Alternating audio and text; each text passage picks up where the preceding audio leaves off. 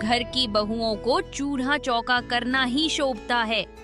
और इसे देखो, काम से जी चुराने के लिए जब देखो किताबें लेकर बैठ जाती है। पता नहीं पढ़कर क्या करना है।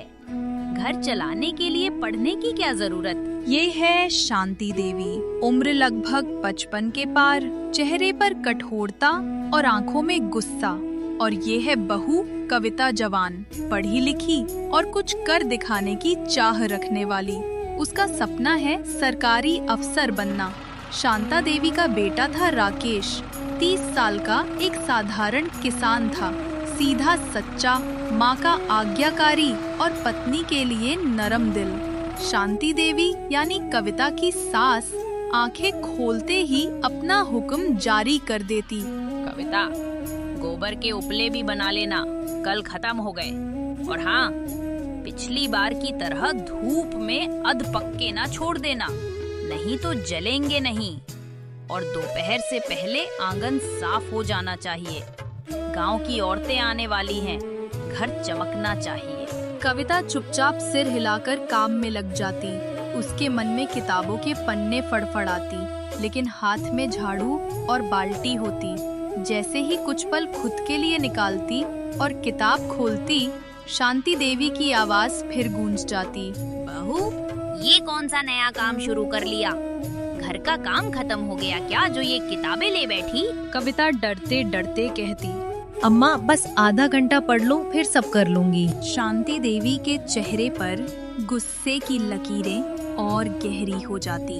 हमारे जमाने में बहुएं घर संभालती थी, पढ़ाई लिखाई नहीं। तुझे पढ़ना ही था तो शादी क्यों की? कविता चुपचाप अपने किताबों को समेट लेती और काम में लग जाती। शांति देवी रोज कोई ना कोई नया काम देती, ताकि कविता को पढ़ने का समय ही ना मिले। आज खेत से गोभी भी काट कर लानी है, और देखना कीड़े न लगे हो।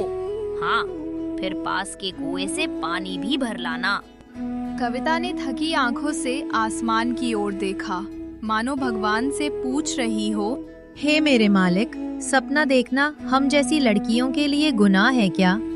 कभी कभी कविता का मनोबल टूट जाता, वो हार कर रोने लगती, पर अगले ही पल खुद को संभल लेती और खुद से कहती, चाहे जितनी भी मुश्किलें आए, मैं नहीं हारूंगी। अगली सुबह शांति देवी उठ चुकी थी, पर कविता अपने कमरे में बैठी पढ़ रही थी।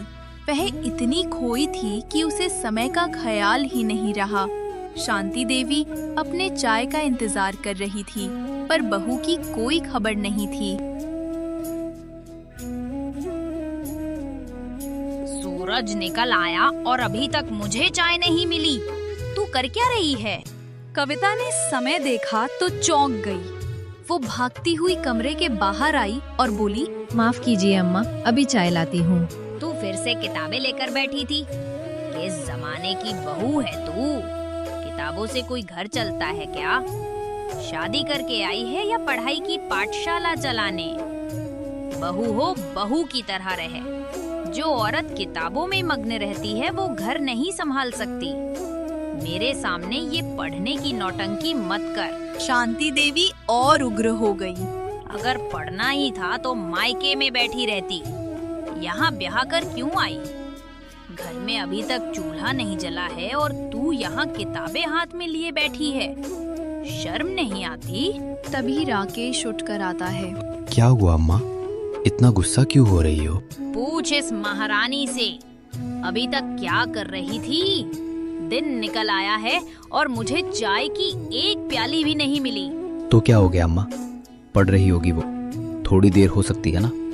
तुम थोड़ा शांत हो जाओ, इतना गुस्सा तुम्हारी सेहत के लिए अच्छा नहीं है। अभी चाय लाता हूँ मैं। हाँ हाँ, तू तो अपनी बीवी की तरफदारी करेगा ही ना। अब मेरा क्या काम इस घर में? इतना कहकर शांति देवी अपने कमरे में चली गई। थोड़ी देर बाद राकेश भी नाश्ता कर अपने खेत पर चला गया। कविता घर का काम खत्म कर अपने कमरे में जा ही रही थी, तभी शांति देवी उसे आवाज लगाती है।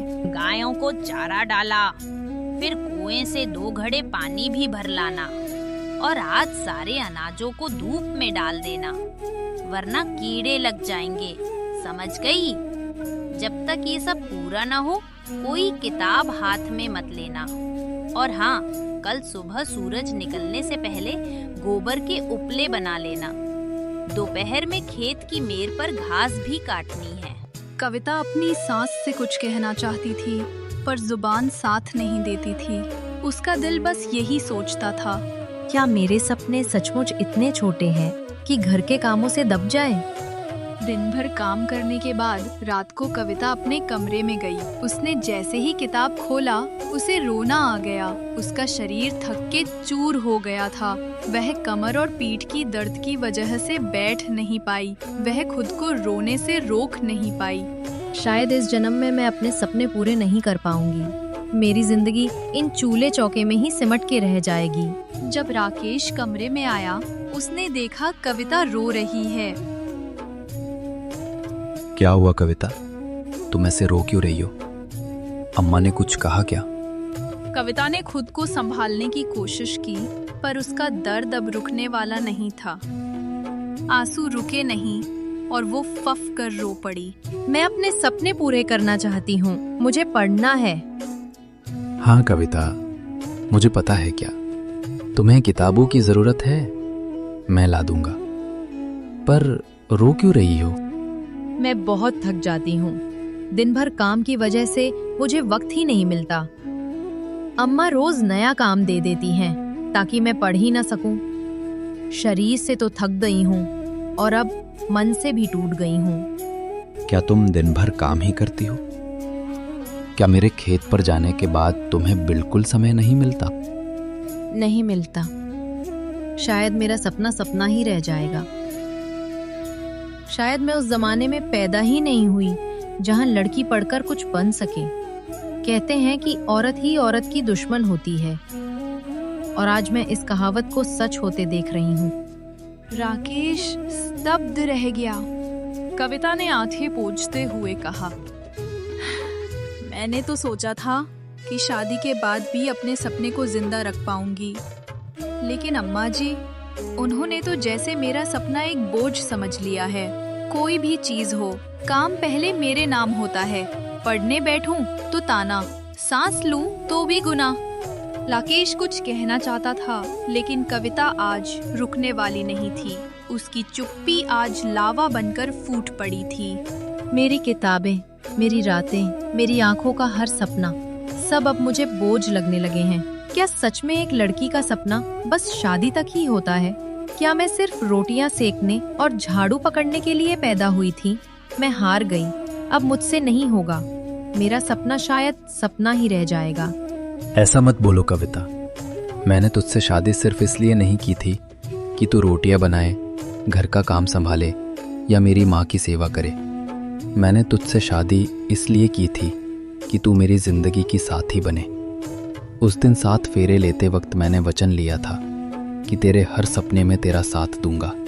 तब ये तो नहीं कहा था कि सपने सिर्फ मेरे होंगे और तू बस घर संभालेगी। और जब तक मैं जिंदा हूं, कोई भी तुझसे तेरा सपना नहीं छीन सकता, चाहे हालात हों या लोग। मैं तुझसे वादा करता हूं, अब एक भी दिन ऐसा नहीं जाएगा जब तू अकेली महसूस करेगी। अगर तुझे पढ़ाई करनी है तो मैं घर का हर काम करूंगा, अम्मा को भी समझाऊंगा। कविता ने रोते हुए पूछा, लेकिन क्या अम्मा मानेंगी? राकेश ने उसकी आंखों में झांक कर कहा, अगर वो मेरी माँ है तो एक दिन जरूर मानेंगी। और अगर उन्हें मेरी खुशी चाहिए तो उन्हें तेरा सपना भी अपनाना होगा, क्योंकि अब ये सिर्फ तेरा नहीं, हमारा सपना है। उस रात कविता की उम्मीद फिर से जागी। राकेश का साथ पाके जैसे उसे नई ताकत मिल गई। उसने फिर से अपनी किताब उठाई। अगली सुबह थी। राकेश आज जल्दी उठ गया था, लेकिन इस बार खेत की ओर नहीं गया। वो सीधा अपनी माँ के पास आ बैठा। शांति देवी ने देखा तो पूछा, आज खेत नहीं जाना क्या? राकेश कुछ पल चुप रहा, फिर बहुत शांति से बोला, अम्मा एक बात कहनी है। शांति देवी ने नजर उठाई, लेकिन कुछ नहीं बोली। अम्मा, आप कविता को पढ़ने क्यों नहीं देती? घर का हर काम उसी से करवाती है क्या? बहू होना कोई सज्जा है? शांति देवी चौंकी। बेटे को इतने सालों में कभी इस लहजे में बोलते नहीं सुना था। राकेश, तू मुझसे ऊंची आवाज में बात कर रहा है अपनी बीवी के लिए। राकेश ने नरमी से लेकिन दृढ़ता से कहा। नहीं अम्मा, मैं अपनी पत्नी के हक के लिए बात कर रहा हूँ। कविता कोई काम नहीं टालती, दिन भर लगी रहती है, फिर भी आप उसे ताना देती हैं। वो पढ़ना चाहती है, कुछ बनना चाहती है, इसमें क्या बुराई है? शांति देवी का चेहरा सख्त था। बोली, तो क्या अब मैं काम करूंगी? मेरी उम्र देखी है, और ये बहू पढ़ लिख कर क्या करेगी? अफसर बनेगी क्या? अगर आप काम नहीं कर सकती तो मैं करूँगा। कविता पढ़ेगी, मैं खेत भी देख लूँगा, घर का काम भी कर लूँगा, लेकिन मैं उसे उसके सपनों से दूर नहीं होने दूंगा। शांति देवी चुप रही। उन्हें यकीन नहीं हुआ कि उनका सीधा साधा बेटा आज उनके सामने खड़ा हो गया। राकेश ने धीरे धीरे कहा, कविता कल रात बहुत रोई अम्मा, टूट गई थी। उसने मुझसे कहा कि शायद औरत ही औरत की दुश्मन होती है। शांति देवी चौंकी। क्या ऐसा बोली बहू? क्यों ना बोले अम्मा। आपने कभी उसकी आंखों में झांका है? वो कितना थकती है, फिर भी एक आवाज पर दौड़ती है। क्या हर लड़की का सपना बस घर के चूल्हे में जल जाना होता है? क्या जो बहू बन जाए उसके पास अपने ख्वाब नहीं रह जाते? शांति देवी की आंखें थोड़ी नरम पड़ी। अम्मा, जब बाबूजी नहीं रहे थे तब हम दोनों ने मिलकर कितना कुछ संभाला था ना। आप सुबह उठती, चूल्हा जलाती, मैं खेत जाता, फिर लौटकर घर का काम भी करता। शांति देवी की आंखों में वो पुरानी यादें उतर आईं। सिर हिलाकर बोली, हाँ बेटा, बहुत कुछ झेला हमने। तू तो बचपन से ही समझदार रहा। अम्मा, जैसे हमने मिलकर घर चलाया था, वैसे ही अब मैं चाहता हूँ कि हम दोनों मिलकर कविता को उसके सपने पूरे करने दें। क्या सपना है उसका? पढ़ लिख कर क्या करेगी बहू? अम्मा, उसने अफसर बनने का सपना देखा है। किताबों से लगाव है उसे। औरत हो या मर्द, सपना किसी का छोटा नहीं होता।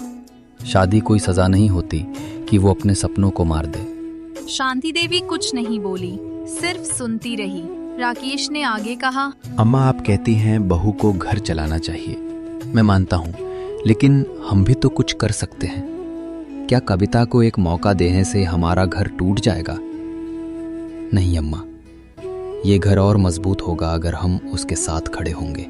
शांति देवी की आंखें भर आई। पहली बार उन्होंने अपने बेटे की बातों में वो गहराई देखी जो शायद पहले कभी नजर नहीं आई थी। वो सोच में डूब गई। राकेश ने बात आगे बढ़ाई, अम्मा, अगर आप चाहें तो कविता कल भी बर्तन मांजेगी और खेतों में मिट्टी उठाएगी, लेकिन अगर आप उसकी आंखों की चमक देखना चाहें तो उसे पढ़ने दीजिए। एक दिन वो अफसर बनेगी और लोग कहेंगे, शांति देवी की बहू ने नाम रोशन किया। क्या आप वो दिन नहीं देखना चाहेंगी? ठीक है बेटा, तू कहता है तो मैं कोशिश करूंगी। बहू को उसके सपने पूरे करने दूंगी, पर तू वादा कर, तू मुझसे कभी गुस्सा नहीं होगा। तू मेरे साथ खड़ा रहेगा। राकेश ने माँ के हाथ को दोनों हाथों से थाम लिया और मुस्कुराकर बोला, अम्मा, जब तक सांस है मैं हमेशा आपका सहारा रहूंगा। और कविता भी वो जब अफसर बनेगी ना, तो सबसे पहले आपके पैर छूकर धन्यवाद कहेगी। शांति देवी की आंखों में अब कठोरता नहीं, स्नेह था, समझ थी। धीरे धीरे 6 महीने बीत गए। राकेश ने अपना वादा निभाया।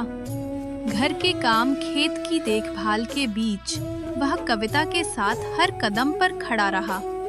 शांति देवी अब कविता के साथ काम में हाथ बटाने लगी थी। राकेश ने अपनी खेती की आमदनी से कविता के लिए कोचिंग की किताबें, पुराने पेपर और एक रेडियो भी लाकर दिया ताकि वह सरकारी परीक्षाओं की खबरें सुन सके। आखिर 2 महीने बाद परीक्षा का दिन भी आ ही गया। राकेश और कविता अपनी अम्मा का आशीर्वाद लेके शहर के लिए निकले। अब परीक्षा के परिणाम का इंतजार था। 1 महीने बाद डाकिया ने घर की चौखट पर आकर आवाज लगाई, ओ राकेश, कविता बहू के नाम चिट्ठी है। राकेश दौड़ता हुआ बाहर आया, चिट्ठी हाथ में ली। कविता की आंखों में बेचैनी और उम्मीद एक साथ थी। हाथ कांपते हुए चिट्ठी खोली कविता ने जैसे पढ़ा, आपका चयन ग्राम विकास अधिकारी पद पर हुआ है। कृपया नियुक्ति पत्र हेतु जिला कार्यालय में उपस्थित हो। इतना पढ़ते ही कविता की आंखों से आंसू बह निकले। वो फूट फूट कर रोने लगी। राकेश ने उसे गले से लगा लिया। वो बोला, देखा कविता, तेरा सपना अब सपना नहीं, हकीकत बन गया है। शांति देवी भी ये खबर सुनकर भावुक हो गई। उन्होंने कविता के सिर पर हाथ रखा और पहली बार बड़े प्यार से कहा, बहू, तूने हमारे नाम को रोशन कर दिया। माफ कर दे मुझे। मैंने तुझ पर बहुत अत्याचार किया, लेकिन तूने हार नहीं मानी। अब मैं सबको कहूंगी, मेरी बहू अफसर है। गांव के लोग मिठाई खाने आए। सरपंच ने आकर कहा, बधाई हो शांति बहन, आज धर्मपुर में पहली बार कोई बहू सरकारी अफसर बनी है। आज जो बहुएं पढ़ना चाहें, मैं सबसे पहले उनका साथ दूंगी। मेरी बहू ने मुझे सिखाया कि सपना कोई उम्र, जात या रिश्ता देखकर नहीं आता।